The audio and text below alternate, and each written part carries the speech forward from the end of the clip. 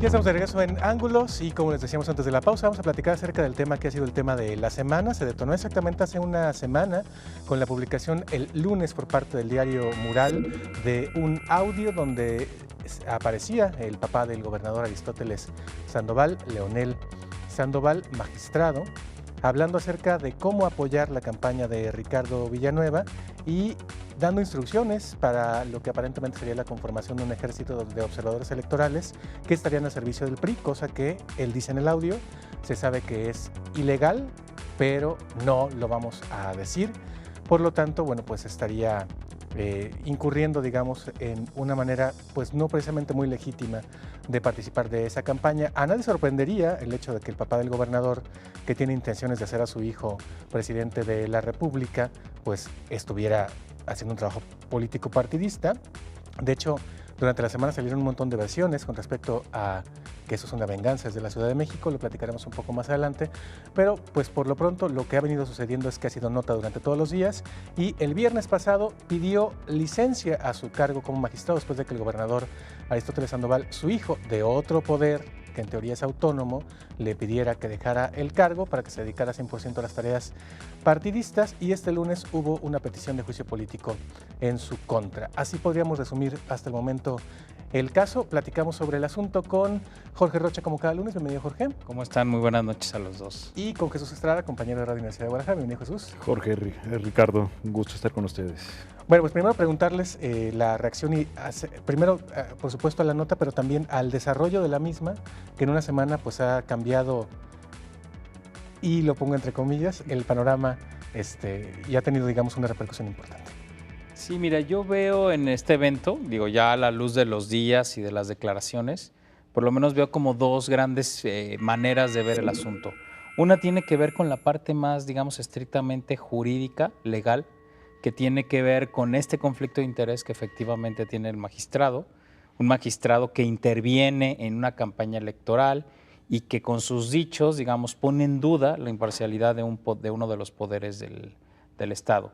Digamos, eso implica un tratamiento, digamos, de un corte más, vuelvo a repetir, más de corte jurídico y tendría que ver con si el papá del gobernador incurre en un presunto delito, en una presunta falta que entonces lo lleve a tener algún tipo de sanción o en todo caso a la renuncia a su cargo. Es decir, incluso aunque haya pedido licencia, ahora que es lo que sabemos y que va a volverse a incorporar a sus funciones después de que pasen las elecciones, yo digo, después de lo que ha sucedido, no podría darle la confiabilidad de que una persona sí esté impartiendo justicia en el Estado, ¿no? Por este gran conflicto de interés, ¿no? Independientemente de sus valores y demás, ¿no? De su ser priista, etcétera, eso queda de lado. Más bien tiene que ver con que sí se pone en tela de juicio su imparcialidad y su objetividad a la hora de impartir justicia. Con lo cual, digo, yo creo que en cualquier otro tipo de democracia esto no ameritaba una licencia. Ameritaba por lo menos, una renuncia y la investigación de si el magistrado incurre en alguna delito o falta. Esa es por la parte más jurídico-legal. Tenemos la otra parte que es el golpe político que efectivamente recibe el gobernador, ¿no? Por supuesto que esto es un golpe directo para el gobierno del Estado y creo que el damnificado político de este evento es Ricardo Villanueva, ¿no? Finalmente a él es el que le queda la cola del efecto político y claro que ahí luego se generaron muchísimas versiones de que aunque efectivamente este asunto se fragua en lo local, después es el gobierno federal quien hace crecer lo que dijo Diego Petersen, esta tormenta perfecta al gobernador, que se une junto con críticas desde periodistas del centro del país hacia el gobierno del estado de Jalisco. Obviamente no solo referido al tema de Papá Leonel, sino al tema de la seguridad en el estado, ¿no? Vimos esa columna muy fuerte de parte de Raimundo Riva Palacio, donde hablaba de que el gobernador era un gobernador fallido, criticando la estrategia de seguridad, y entonces parecería que confluye una lucha interna en el estado de Jalisco por por el proceso electoral que está en puerta, pero a la vez parece que hay también un golpeteo muy fuerte de parte del gobierno federal hacia el gobierno de Jalisco porque ellos consideran que no están haciendo bien las cosas, ¿no? Eso también, ese es un efecto político importante. Recordemos que también había versiones que apuntaban que ya desde el centro le habían pedido a Aristóteles que controlara a su papá con este movimiento de Más por Jalisco, si ustedes recordarán. Y bueno, al darse cuenta desde el centro lo que estaba haciendo el magistrado, pues obviamente eso causa seguramente la ira de la Presidencia de la República, que luego, bueno, parecería que es la que también ayuda a que se genere todo este contexto muy en contra del gobierno del Estado, ¿no? Entonces ahí tenemos dos filones, ninguno de los dos temas está resuelto todavía. Digo, ya pasó una semana, ya hay una licencia de por medio, pero el tema jurídico ahí sigue y el tema político habrá que ver hasta dónde llega. Sí, porque en la parte de la investigación lo que se hizo fue hoy pedirse un juicio político que ni siquiera ha iniciado, no se ha aceptado y tal. Y la Fiscalía como tal no hay ni una denuncia ni una investigación de si efectivamente hubo, ya sea en la FEPADE, a nivel federal, un delito electoral o algún delito del Fuero Común a nivel local, ¿no? Eso no existe hasta hoy. Sí, en el resumen que hiciste al principio de los hechos de la semana faltó, digamos, esa parte de las reacciones y cómo han estado jugando a la papa caliente, digamos, todos los organismos, porque parece que nadie quiere entrarle al tema de Leonel Sandoval. A lo largo de la semana vimos cómo desde la Comisión de Responsabilidades dijeron, no, nosotros no tenemos facultades para realizar investigaciones a este respecto, se le toca al Poder Judicial, y luego el Poder Judicial diciendo que es más bien el Congreso el que le corresponde hacer este tipo de averiguaciones. Por cierto, de parte de Luis Carlos Vega Paman, en unas declaraciones de la semana muy en la línea con lo que había declarado Ricardo Villanueva sobre este caso, diciendo, bueno, es que no es que haya cometido un delito, es que una cosa es decir que vas a cometer un delito y otra cosa es hacerlo, los dos con un argumento muy similar, y dices, bueno, entonces, ¿quién va a investigar aquí algo tan grave, independientemente de los tintes partidistas o políticos o electoral que pueda tener? Es un hecho gravísimo que estamos escuchando, digamos, si es verdad que estos audios, la voz corresponde a Leonel Sandoval, estamos escuchando a un magistrado de Jalisco dando instrucciones de qué hacer a algo que no es legal en pleno periodo electoral, y no es ni más ni menos sino que el papá del gobernador. Por todas las aristas no se sabe ni por dónde comenzar a ver la cantidad de presuntas irregularidades que hay en torno a todos estos audios. Hay un conflicto de interés. Incluso la semana pasada en Cosa Pública, Alfonso Partido, el consejero de la Judicatura, señalaba que hay un conflicto de interés en este caso, y de ahí en adelante, bueno, comentaba Jorge, ¿no? O sea, puede haber investigaciones de tipo judicial y también por posibles delitos electorales. El detalle es ver quién se va a atrever a hacer las investigaciones y a dónde va a llegar esta situación. También hay que recordar esto cómo impacta no solo ya hablando en términos electorales, el proceso electoral de ahorita, sino también el futuro hacia 2018, porque en los propios audios Leonel Sandoval, si es él la voz que sale ahí, pues está hablándole a sus militantes que hay que pensar que el proyecto es Aristóteles Sandoval, él dice, y el proyecto es 2018 y es la presidencia de la República, ¿no? Llama la atención esto cómo tuvo más eco. Me llama la atención muchos hechos, partes del tratamiento informativo que tuvo la nota, ¿no? La saca Mural el día lunes y casi ningún medio retomó la información. Obviamente ahí suele haber un celo profesional a veces en el gremio periodístico de no treparte en un exclusivo que trae alguien, pero el impacto era tan grande que, bueno, ya el viernes todos los medios terminaron trepándose al tema, ya cuando se pide la licencia. Pero me llama la atención es la reacción de Aristóteles Sandoval, de cómo nos enteramos es a través de los medios nacionales, las reacciones del gobernador de Jalisco, cuando se supone, creo yo, tendría que haber dado más bien explicaciones al pueblo de Jalisco a través de medios de acá y no de medios a escala nacional. Puede ser con lo que comenta Jorge de este golpe que viene desde el gobierno federal, pero también lo veo en la lógica quizás de estos de controlar la situación ante los medios nacionales justamente para tratar de controlar el impacto de cara a una candidatura a la presidencia, ¿no? O también revelar o dejar pues perfectamente claro que los locales los tienen bastante amaestraditos y que aquí no hay tanto problema, ¿verdad? Y que salvo uno o dos, pues entonces no les hace tanto ruido como sí les hace que haya críticas a nivel nacional en algunos medios. Vamos a una pausa, después de la pausa seguimos platicando acerca de este asunto y también de algunas repercusiones, como ya decía Jesús, de las reacciones de quienes han defendido a el magistrado y quienes pues ven en esto todavía algo que es aceptable, y hombre, total. No es nada que no supiéramos, hombre. Ya regresamos, eso platicamos.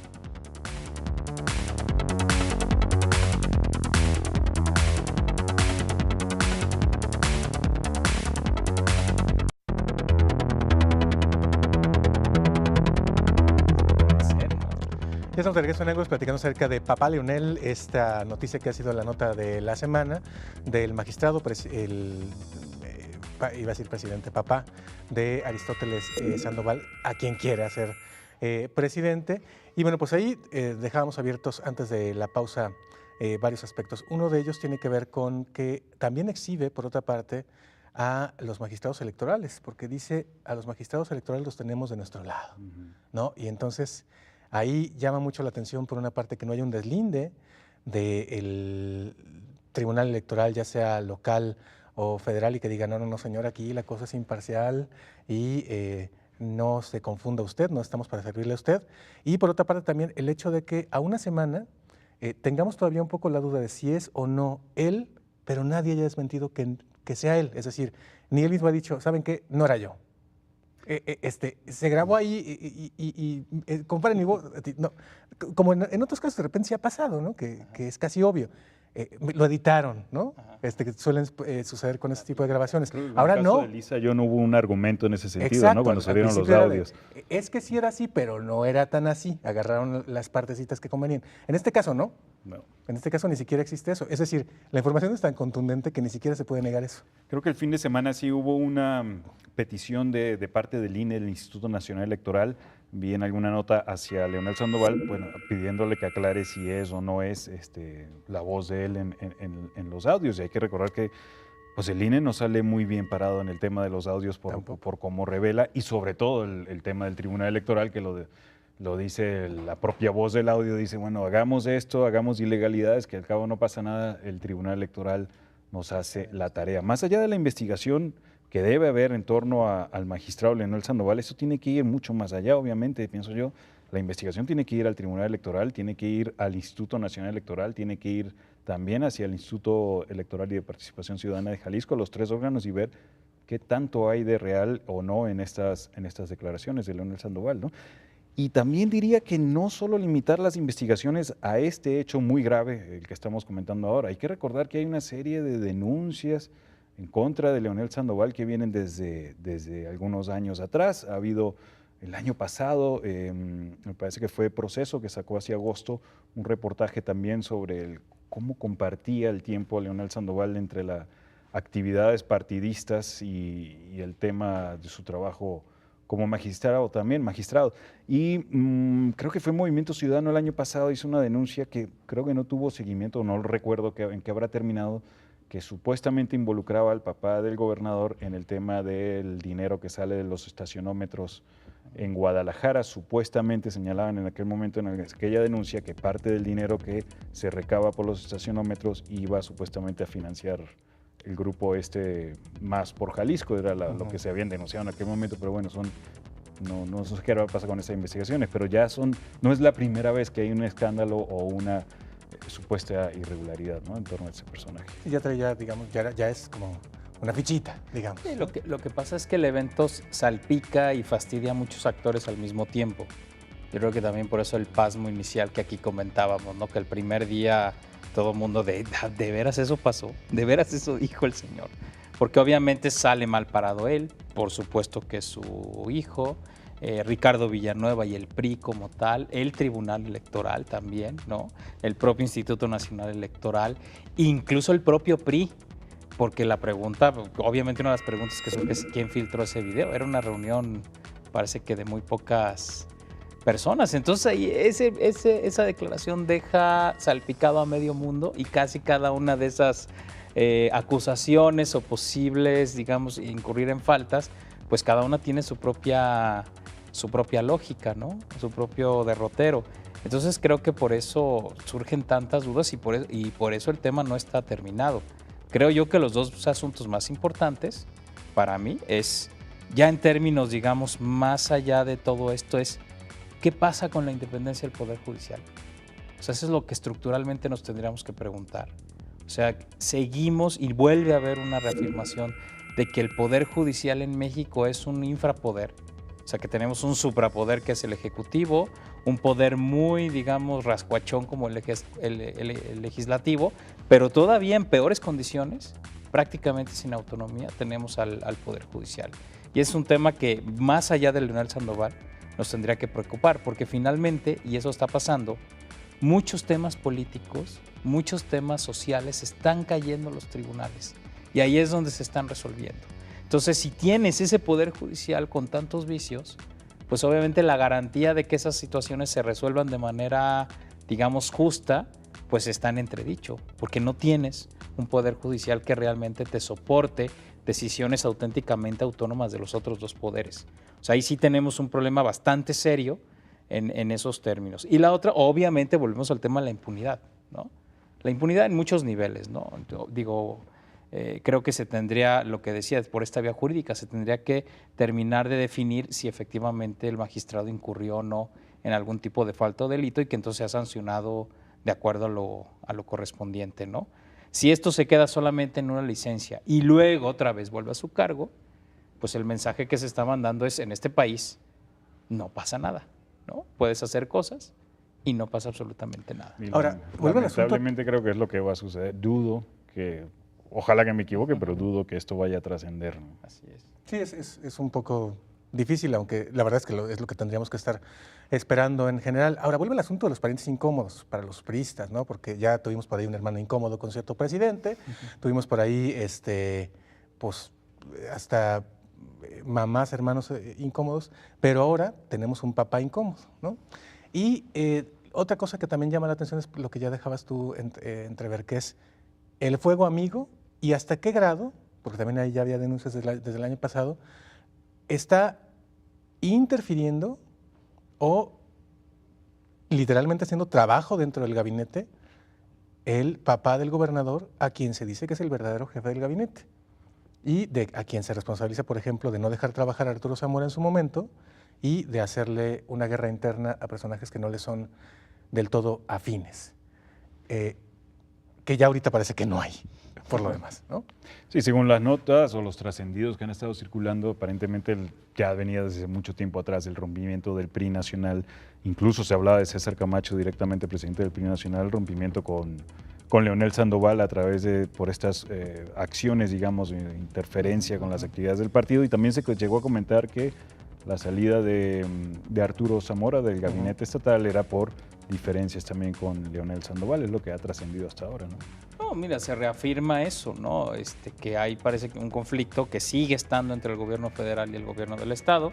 Y por supuesto que uno creería, digamos, la lógica dice, si tienes un gobernador de un partido y un presidente del mismo partido, los lazos de colaboración van a ser grandes, ¿no? Va a haber obras, va a haber derrama, va a haber apoyos.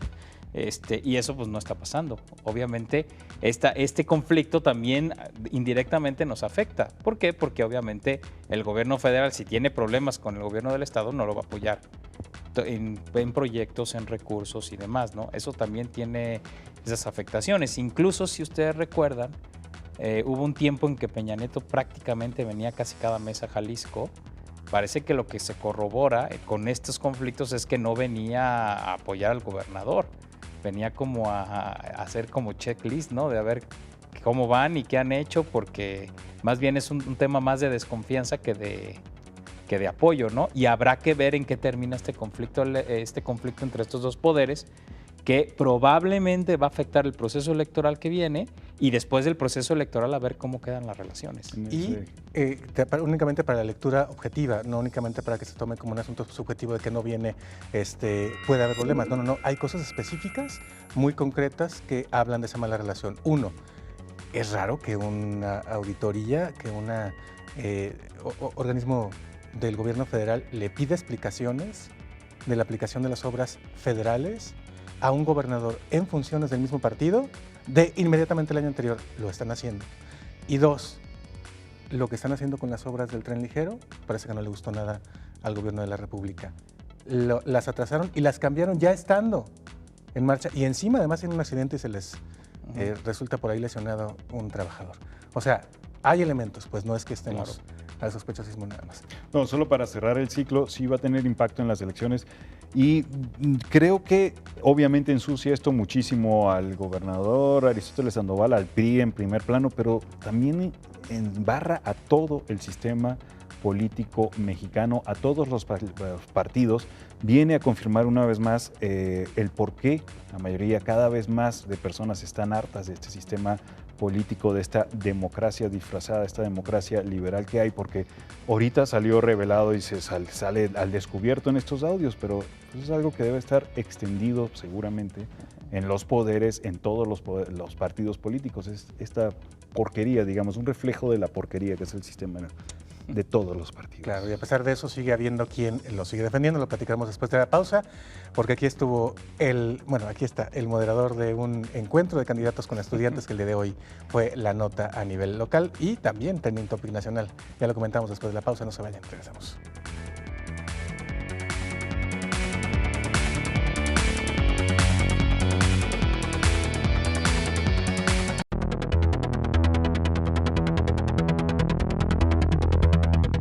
Ya estamos de regreso en Ángulos. Como les decíamos antes de la pausa, hoy lunes hubo un encuentro de candidatos del PRI a las alcaldías de Tlaquepaque, Zapopan y Guadalajara con estudiantes del ITESO.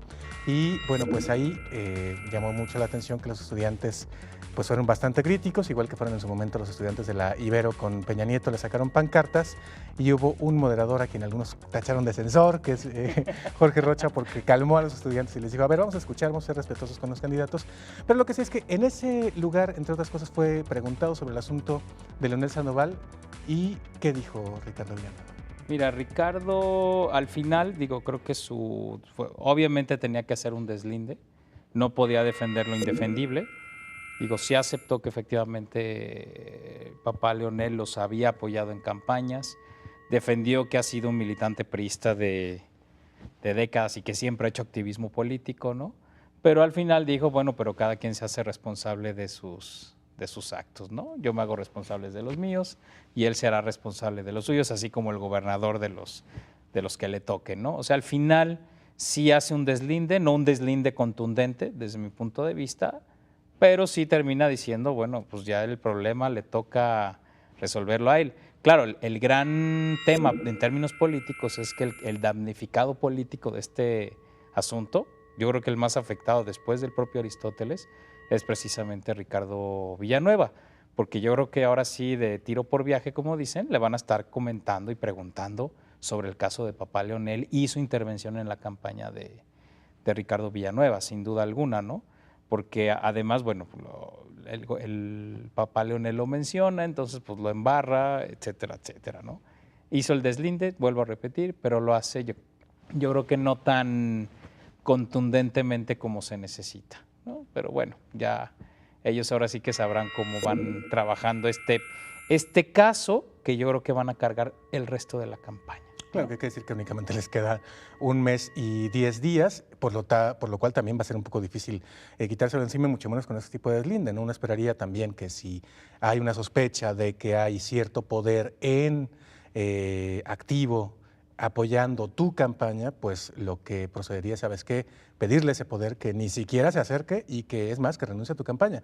Pero ni siquiera eso pudo atinar y por lo tanto, pues efectivamente puede suceder que les pegue en las urnas y eso que presumían de estar ya cerquititita del faro, ya nos vamos acercando, y, híjole, pues va a estar un poco difícil. Pero como decías, Jesús, también habría que leerlo desde la otra lógica, a lo mejor no es que le favorezca a algún partido que se vayan los votos de un lado al otro, sino que la gente se convenza de que hay una porquería ahí y de que más bien crezca, por ejemplo, el abstencionismo u otro tipo de manifestaciones. Pues probablemente puede ser o voto nulo o el abstencionismo, que de por sí va a ser, yo creo que uno de los más altos las elecciones de este año, justo por el hartazgo, y esto viene a eso, a darle la razón una vez más a las personas de cómo está depodrido todo este sistema político. Hablando de lo que comentabas del foro hoy en el ITESO, estuvo interesante la protesta de los estudiantes. No he visto las reacciones, no tardarán, yo creo que algunos del PRI en decir que estos son de Alfaro o algo, ese tipo de acusaciones absurdas, pero creo que es muy importante cómo se refleja que muchos de estos estudiantes tienen muy buena memoria. Una de las principales consignas en la protesta era la de en la calle nos reprimen y a la hora de las elecciones vienen a pedir nuestros votos, y ellos están, las imágenes que portaban en la protesta eran recordando justo la brutal represión del 1 de diciembre del año 2012, recordándosela, pues supongo que a Villanueva y a los candidatos priistas que estaban ahí, de cómo fue un gobierno priista, gobierno municipal, el que accionó esa brutal represión contra casi todos, o la mayoría en aquel momento eran estudiantes, a que también sufrieron la represión en ese momento, personas que no tenían nada que ver, que solo estaban caminando por el lugar, o pequeños madres y niños, pero ahí se la estaban recordando los estudiantes a los priistas, lo que tienen la memoria todavía muy presente de lo que ocurrió hace 3 años, ¿no? Y por cierto, también lo que decías, había carteles que decían no les creemos nada a nadie. Y bueno, ya, Ahí lo que estamos viendo es a ver si qué pasa. Bueno, en la ITESO van a visitar otros 3 partidos el campus, pues a ver qué sucede en el resto de los foros. Digo, también me toca moderar otro más, a ver cómo nos va, ¿no? Bueno, ya nos contarás.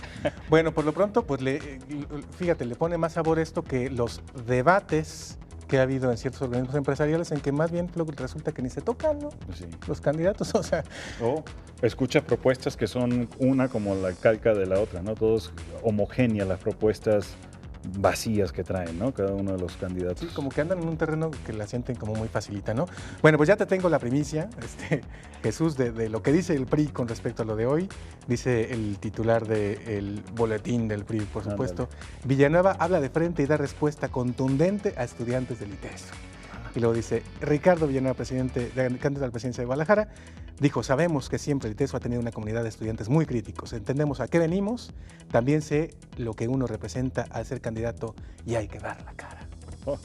Solo recordar que no solo fue la represión de aquel 1 de diciembre, hace muy poco también el ITESO vivió una situación muy tensa cuando entraron los policías. Meten los policías de Zapopan. Policías de Zapopan, justamente, ¿no? Sí, que también salió el tema ahí, ¿no? De, oiga, ¿qué opinan de estos polis que se meten sin permiso, se meten armados? Pues, eso no puede pasar, no solo en el ITESO, en ninguna parte de los municipios de la zona metropolitana, ¿no? Y él dijo que tomaría nota y que... Dijeron que no iba a volver a pasar, yo espero que lo cumplan. Bueno, ¿no? Pues muchas gracias, Jorge. No, gracias a ustedes. Muchas gracias, Jesús. Gracias, y muchas Ricardo, gracias Jorge. a ustedes por acompañarnos. Quédense en Canal 44 en Guadalajara, el 31.2 en Los Ángeles. Hasta la próxima. Pásenla muy bien.